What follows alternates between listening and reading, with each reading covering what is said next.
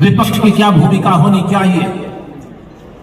वामपंथी विपक्ष, मध्यमार्गी विपक्ष, खेत खलिहानों की बात करने वाले विपक्ष, नौजवान विपक्ष और देश के अंदर समतावादी समाज की स्थापना करके जो लोग लड़ना चाहते हैं और जो लोग इस देश में संविधान को बचाना चाहते हैं और सांप्रदायिक शक्तियों के खिलाफ लड़ना चाहते हैं, उनकी भूमिका क्या हो, आने वाले दिनों में इसकी चर्चा करेंगे। आज जो देश की अर्थव्यवस्था, वो अर्थव्यवस्था तबाही के रास्ते पर है। आप याद कीजिए 2014 का नरेंद्र दामोदर दास मोदी जो प्रधानमंत्री की दौड़ में शामिल थे, तब क्या बोला करते थे कि अगर देश का रुपया डॉलर के सामने लुट जाए तो क्या देश का प्रधानमंत्री, उस देश की पार्टी की सरकार चलनी चाहिए? नीचे से उनके गिरोह के नेता आरएसएस से कहते थे नहीं नहीं। लेकिन आज क्या है, जब नरेंद्र मोदी जी की सरकार बनी तब $1 बराबर 64 रुपए था। आज क्या हिसाब है? 78 रुपए। लेकिन हमारे प्रधानमंत्री जो शर्म के ठेकेदार भी नहीं हैं, उनको जरा भी बेशर्मी पर कोई ऐतराज नहीं होता। ये बात मैं आपको कहना चाहता हूं। महंगाई दर जबरदस्त है। 40 साल के इस दौर में सबसे जबरदस्त बेकारी है। बैंक तबाह हो रहे हैं। 5.5%, पहले 8%। ये जो हम लोग बैंकों में पैसा जमा करते थे, इस पर हमको इंटरेस्ट मिला करता था। आज वो घट करके 2.5% हो गया, फिक्स डिपॉजिट पर 5% हो गया और महंगाई की दर 6.5% हो गई, 7% हो गई। कौन इसका जिम्मेदार है? कहते हैं देश के पास बड़े विकास के रास्ते खुले हैं। देश कर्जदार हो गया है। देश कर्ज के आगोश में है।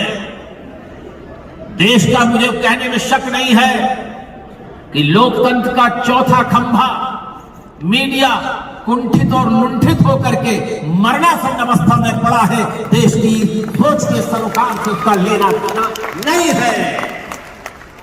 कभी कभी तो ऐसा लगता है कि सदन की कुर्सियों पर ये चुने हुए सर नहीं, टोपियों के स्टैंड हैं और गांव में एक भूखा नौजवान भूख से मर जाता है, जिसकी चर्चा संसद में नहीं होती। ये स्थिति नरेंद्र दामोदर दास मोदी ने बना दी है। लोगों को घसीट घसीट कर मारा जा रहा है। अब्दुल बारी सिद्दीकी जी हैं यहाँ, श्याम रजक जी हैं यहाँ, कांति सिंह जी यहाँ और दूसरे तमाम नेता हैं, राम नरेश पांडे जी हैं, कुणाल जी हैं, ललन चौधरी जी हैं। बिहार के अंदर परिवर्तन की जरूरत है। देश में परिवर्तन की पहली जरूरत है। इसलिए इस सम्मेलन को कहना चाहिए कि महागठबंधन की है ललकार, बदलो बदलो मोदी सरकार। तो मैं एक नारा दूंगा, महागठबंधन की है ये ललकार, महागठबंधन की है ललकार।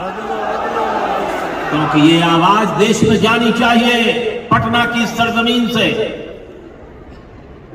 ये सरजमीन से वो तमाम देश के राजधानी में जानी चाहिए जो आज भी सोए हैं। कल देश के राष्ट्रपति का चुनाव होना है। बड़ी विपक्षी पार्टियां मरणासन अवस्था में सोई हुई हैं। सब समझ रहे हैं कि बुद्धम शरणम गच्छामि, धम्मम शरणम गच्छामि। इससे बात बनेगी? नरेंद्र दामोदर दास मोदी का रास्ता साफ होगा।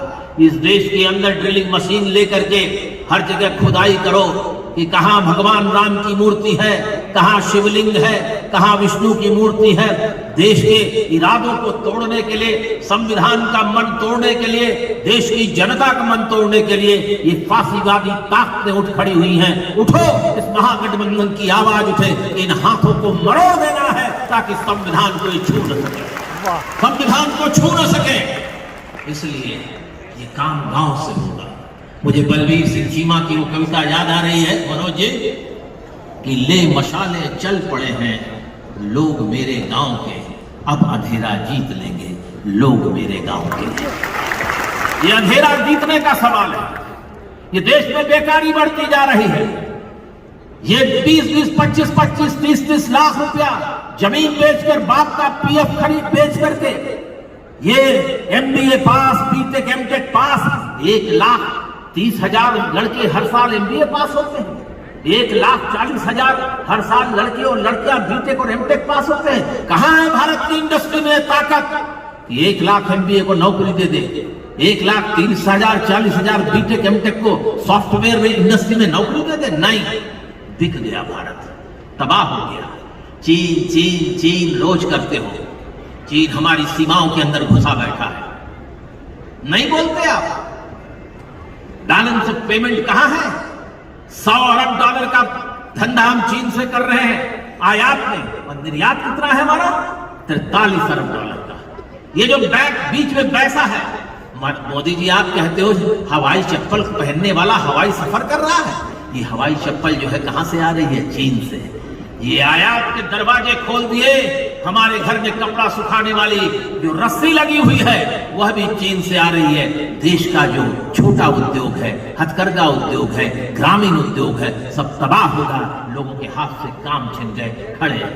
किसान तबाह हो गए, बर्बाद हो गए। उनको हर साल हर फसल पे, खरीफ हो या रबी हो, 20% दाम बढ़ रहा है। बीज के दाम, खाद के दाम, यूरिया के दाम, कीटनाशकों के दाम, और क्या मिल रहा है? 50 रुपए, 60 रुपए। आप एमएसपी बढ़ा रहे। 11.5 करोड़ परिवार किसान हैं इस देश के अंदर। एमएसपी में कितना कवर होता है गेहूं और धान खरीद कर? 1.5 करोड़ किसानों का एमएसपी और पर गेहूं और धान खरीदा जाता है। बाकी लोग मजबूर होकर के 2015 रुपए गेहूं का दाम है, 1400 और 1600 पर बेचते हैं, 1300 और 800 रुपए और 900 रुपए पर धान बेचते हैं। दोहरी लूट, ये लूट है। हमारे आपकी जेब से पैसा निकल गया, लेकिन पिछले साल गौतम अडानी 1,12,000 करोड़ रुपया वो उसका आमदनी हुई है। ये लूट है इस देश के अंदर।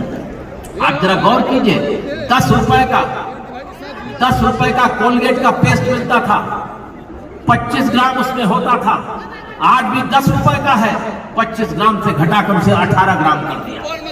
बीकानेरी भुजिया 80 ग्राम की होती थी 20 रुपए की, उसको घटाकर 40 ग्राम कर दिया, दाम वही है। पार्ले जी का बिस्कुट 2 रुपए का मिलता था, 6 बिस्कुट, उसके दाम वही है। दाम घटा दिया, दाम बढ़ा दिया, 5 रुपए कर दिया, 6 की जगह 4 बिस्किट कर दिया। लूट गहरी है, सरकार खामोश है। हमको लड़ना पड़ेगा ना सड़कों को। इसलिए मैं आपसे कहना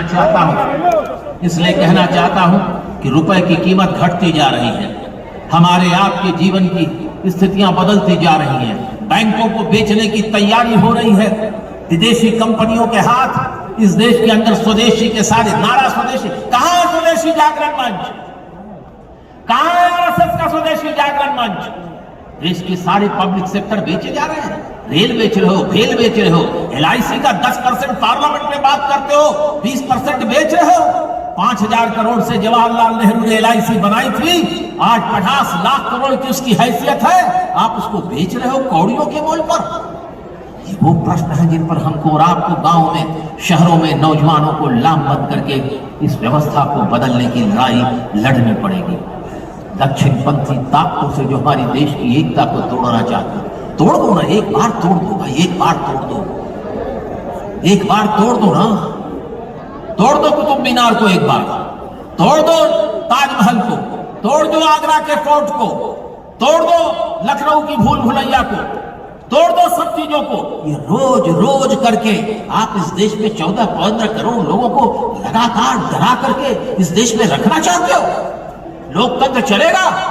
इस देश के अंदर फासीवादी रास्ता खोलना चाहते हैं। इसलिए मैं आपसे कहना चाहता हूं कि आइए उठें, मजबूती के साथ उठें। मैं तमाम साथियों की बात सुनना चाहता था मुझे, लेकिन अभी बहुत आवश्यक कार्य से कहीं जाना पड़ रहा है। मुझे उम्मीद है कि महागठबंधन का ये सम्मेलन एक नया रास्ता, सोए हुए विपक्ष को नई करवट देगा, नया रास्ता देगा, नई सोच देगा। और मुझे उम्मीद है इस नई सोच के साथ हम जागेंगे। इसलिए आप सबसे कहना चाहता हूं कि किसी एक पुरानी हताश होने की जरूरत नहीं है। एक पुरानी फिल्म का गीत है, गम की अंधेरी रात में दिल की लगी से प्यार कर और सुबह जरूर आएगी, सुबह का इंतजार।